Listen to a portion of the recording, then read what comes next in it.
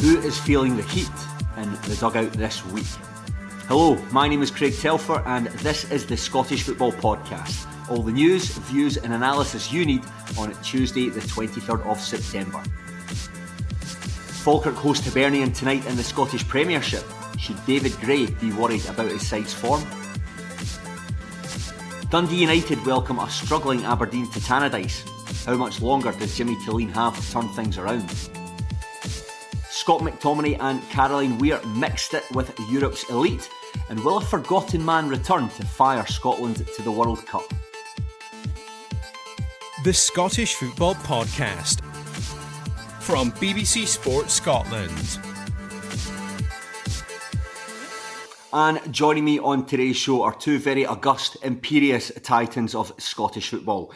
The first is Livingston fullback and all-round good guy Cammy Kerr. Cammy, hello. Morning. And the second is Stephen McGowan, football writer at large for the Herald. Stephen, great to see you.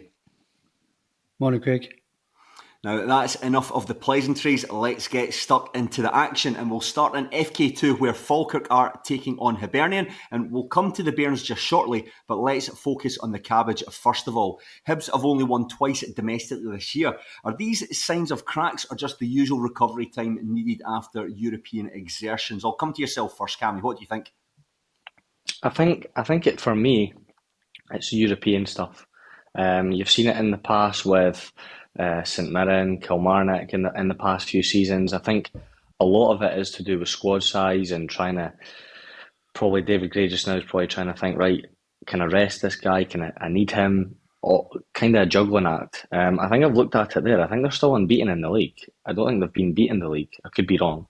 But I know the defeat of the weekend against Rangers is probably a bit of an eye-opener considering Rangers' form. But for me, I wouldn't be worried, especially if I was a Hibs fan or if I was David Gray. I think it's literally just down to a bit of teething problems with the European stuff at the start of the season.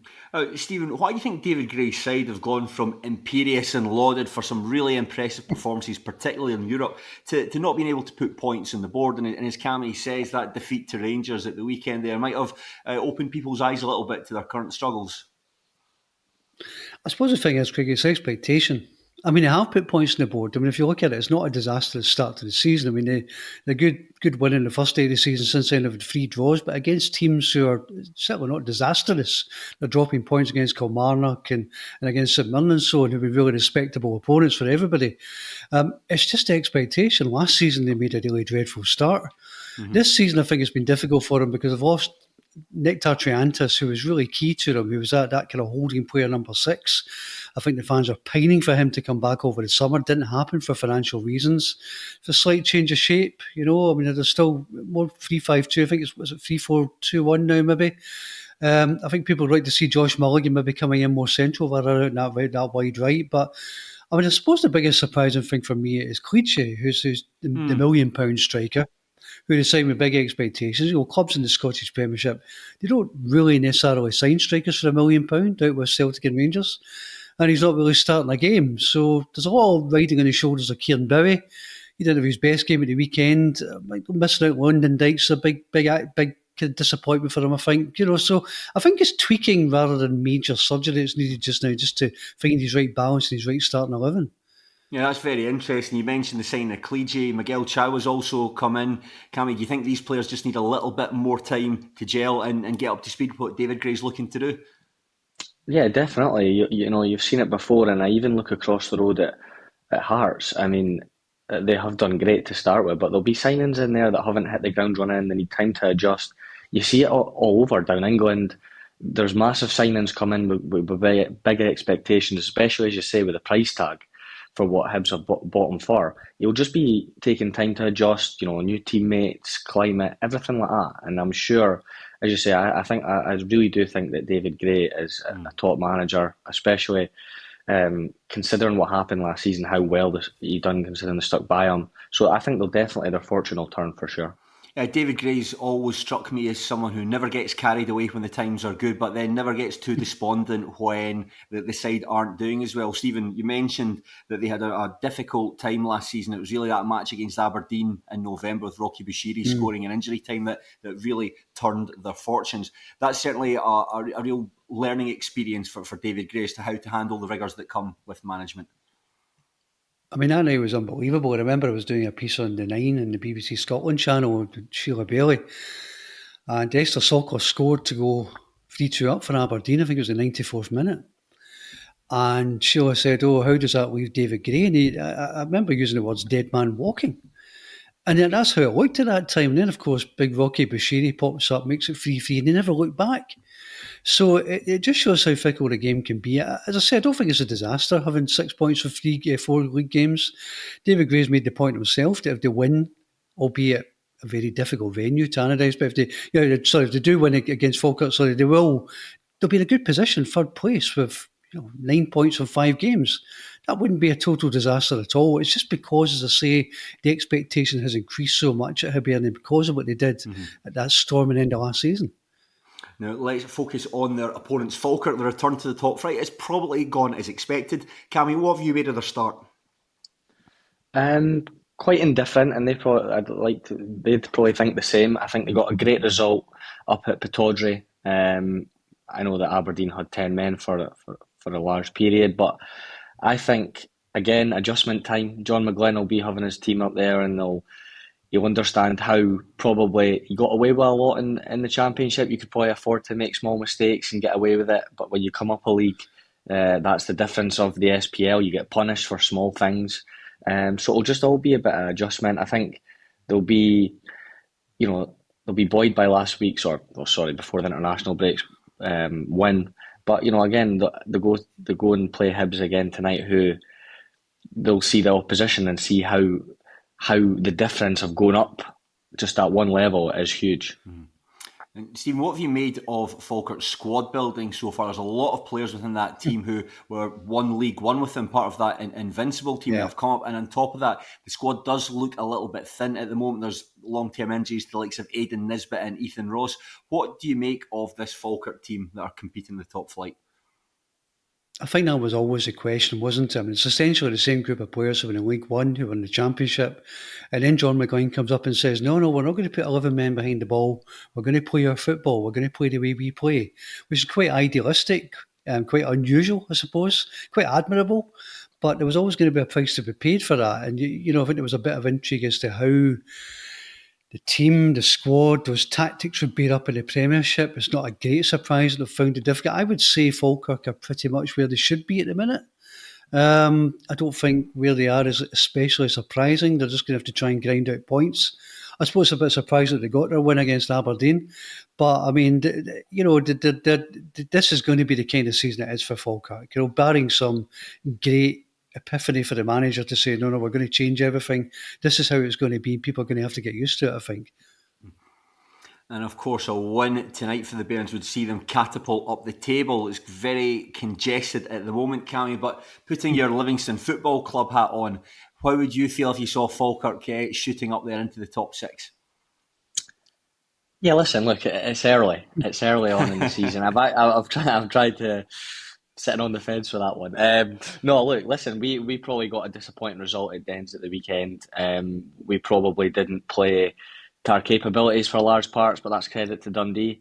And in the end, I mean, we could have won it 3-2. The game was incredible. It was like a Troy Deeney, as somebody said that, the Troy Deeney moment at Watford.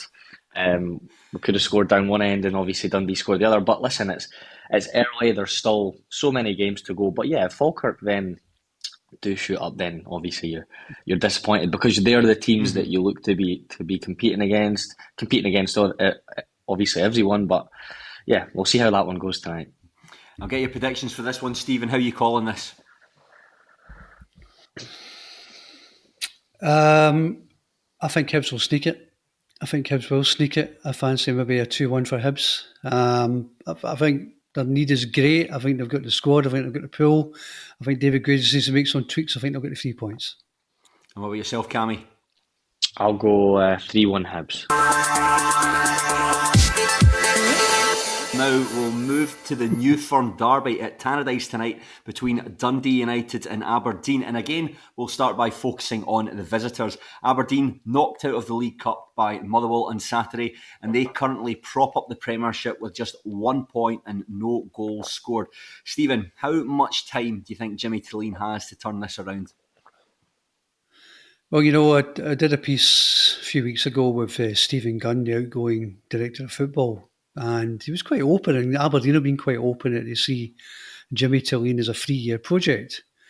Now, that's a nice idea, but if you're Aberdeen, you can't carry on with the stats as they are just now. I mean, there's one floating around that they've only won 1 out of 8 games. Well, that's right, but if you go back to last season, they've actually only won 1 out of the last 14 in 90 minutes, if you go to the Scottish Cup final.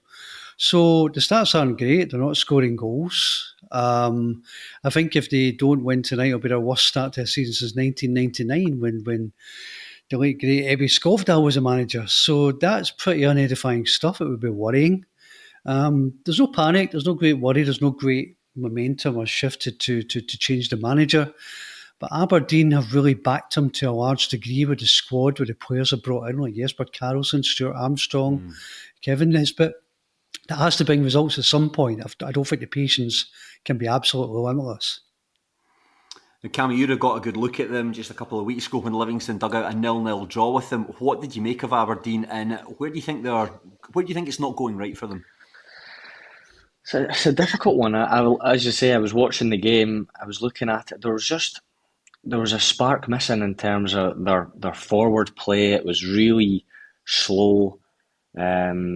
As Stephen says, that they've backed the manager really to the hill with the signings. I mean, the last week of the window, obviously, the 3 big signings coming in, especially Stuart Armstrong. He was on the bench when we played them. I think he'll make a massive difference. But just there's something missing in terms of that attacking spark. They've brought in forward players, so you hope that the players at the top end of the pitch are the ones that make the difference. But I'm a wee bit more of an opinion that I think it probably needs to change really soon before Aberdeen make a change, because the fans weren't happy. As you say, they've barely scored a goal, which is a worrying sign. You mentioned there, both of you have spoken about the investment over the summer, similar to what we were talking about with Hibernian. How much time do we give these players to click? Players who we know are talented players, Stuart Armstrong, Kevin Nisbet, Karlsson that's coming on loan from Bologna. Stephen, how much time do you think Jimmy Thelin has to really find a system that brings out the best of his attacking players and get the team scoring goals again? It's funny, I quite often think a transfer window, it's about perception. People perceive that Aberdeen has a good transfer window. That doesn't always mean that it translates into a good transfer window when you get on the pitch and when the players start playing, because you just don't know how players are going to settle into the team. So you're looking at the last couple of days of the window, looking at the players they brought in, and you're thinking, my goodness, compared to what the reaction at, say, Celtic, for example, fans were ecstatic, and quite rightly so, because they brought in players of great calibre. And I think Aberdeen recognised they needed something more. So they've gone that extra mile. As I say, they can't wait forever. I don't think they're quite as impatient as people think they are. I think if you look at other clubs like the Dundee clubs, you look at Kilmarnock, you look at Hearts and Hibs and so on, there are clubs that have been sacking managers as well, and possibly more than Aberdeen. But, I just think at the moment it's just so grim, the statistics. This 5 wins in 31 league games. I would think certainly within the next 4 to 5 weeks something has to change.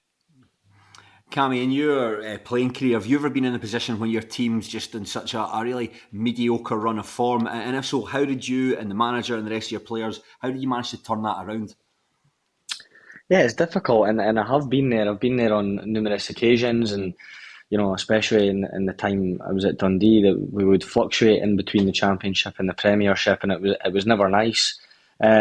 Sometimes it's easier probably for me to say because I played mainly for the club, and that's all you think about. Some people have different ideas, and especially what Stephen says is, I remember one year we made a lot of signings and on paper they looked good, and it never materialised. It never materialised. I know that's going slightly off subject what you're talking about with a manager. You've got to galvanise on the training pitch. That's where you really do your work. People like Stuart Armstrong, I'm trying to go around Graham Shinney, they set the standards in the kind of dressing room and in the training pitch. That's where you probably do all your work. I know it's easy and sounds really basic, but that's where these boys, get to know the club and all these things, and you hope that come a Saturday there's a wee bit of confidence brewing, and that's what they need. They need a win to kind of grow that confidence, because confidence is massive.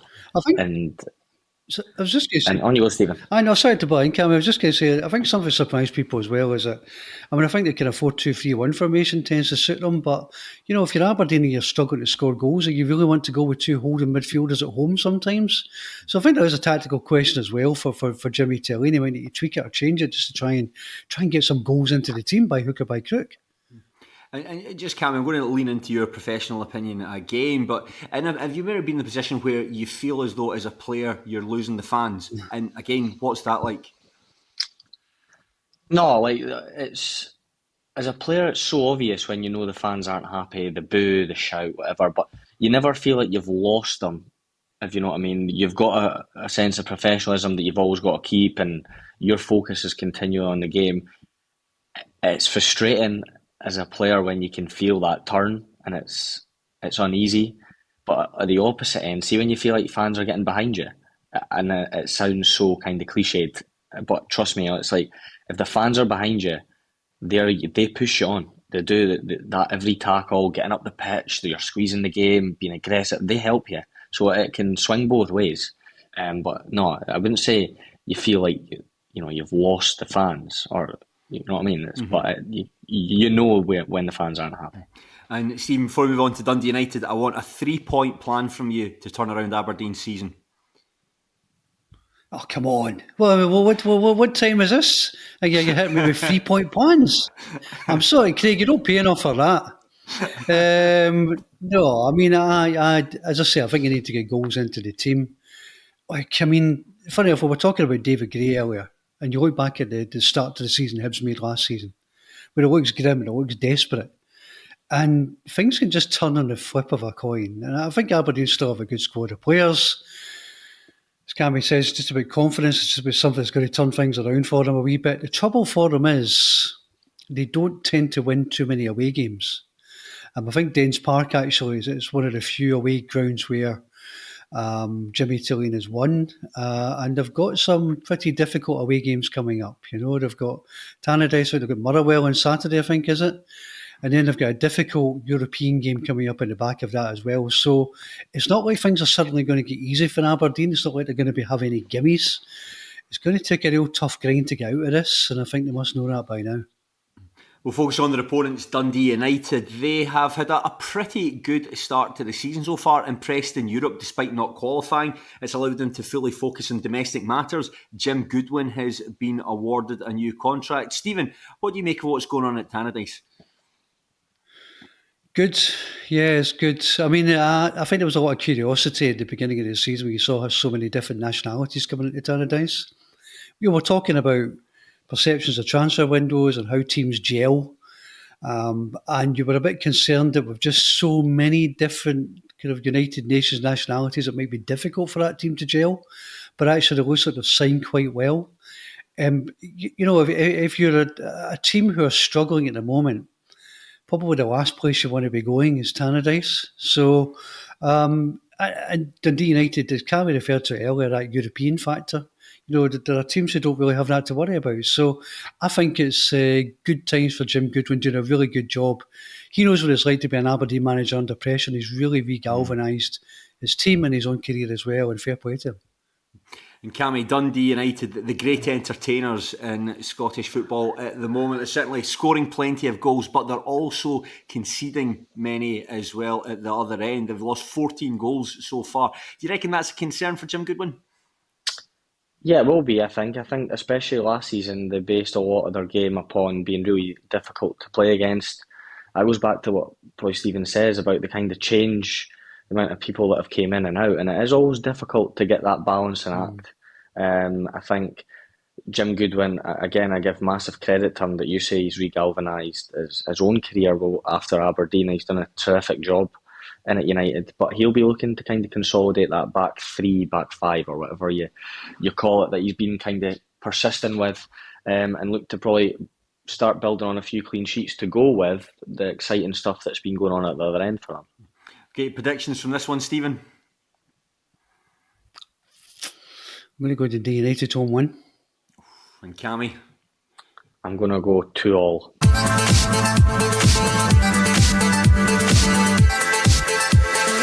Now, what do Jude Bellingham, Erling Haaland and Virgil van Dijk have in common? That's right, they all finished beneath Scott McTominay in the Ballon d'Or 2025 rankings. The Scottish superstar was listed in 18th place, while Caroline Weir was ranked 30th in the women's rankings. Stephen, this is a proud day for Scottish football. What are your thoughts on Scott McTominay and Caroline Weir's rankings? Certainly disappointed with Tommy only get 18th, to be honest with you. I mean, I know he was never going to win it. I mean, Ousmane Dembele, delighted for him because he's I don't think he's ever had quite the recognition he deserved. It's a heck of an honour. But no, I mean, outstanding for McTominay. They did such an incredible contribution to a title-winning team in Italy. And there was a piece on the BBC website yesterday about the number of Scots who featured in that list, and it's pretty paltry, I think you have to say, over the year. And it's particularly paltry in the women's game, where Caroline Weir, I think, was the first Scottish woman ever to feature in the Ballon d'Or reckoning. When you consider players like Kim Little and so on, I mean, that's quite amazing.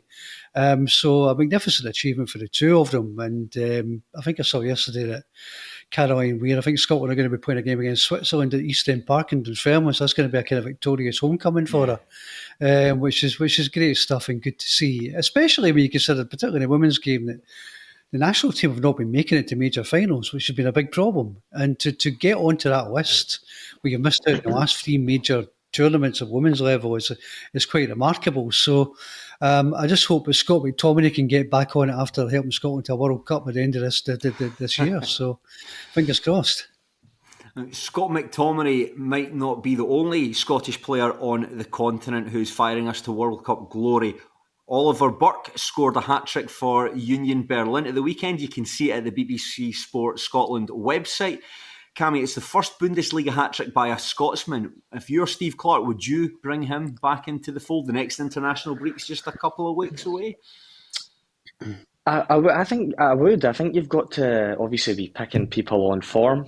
I think, again, we'll go back to it, confidence. Confidence will be sky high. He's a player that's had... Again, I've not followed his career in massive depth, but I know that he's had quite a few moves where he's not settled in places. But again, every move he's had has been good clubs, big clubs. So he's got a wealth of experience. And to go, I think I'd just say that's the first Scottish Bundesliga hat-trick that he's got. Is that right? Mm-hmm, is it wrong? Right. No, right. You said that, didn't you? Massive feat. And so I saw the hat-trick. It was a great hat-trick that he scored. His third finish was brilliant. So give these guys an opportunity when they're fighting. That's what I'd say. There you go, Mr. Clarke. Cammy Kerr has spoken. Give these guys an opportunity when they're fighting. Now, that's all we've got time for. I want to thank Cammy and I want to thank Stephen for joining me, and I want to thank you at home for listening. Remember, we are here with new episodes of the Scottish Football Podcast bright and early every day. So to make sure you don't miss out, subscribe on BBC Sounds and have push notifications turned on in your phone. I've been Craig Telfer, and I hope you enjoy your football, but please do so respectfully. Thank you.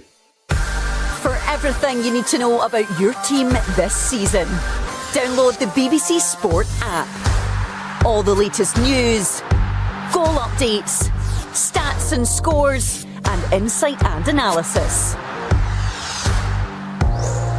Just select your club to get the biggest stories and best content at your fingertips.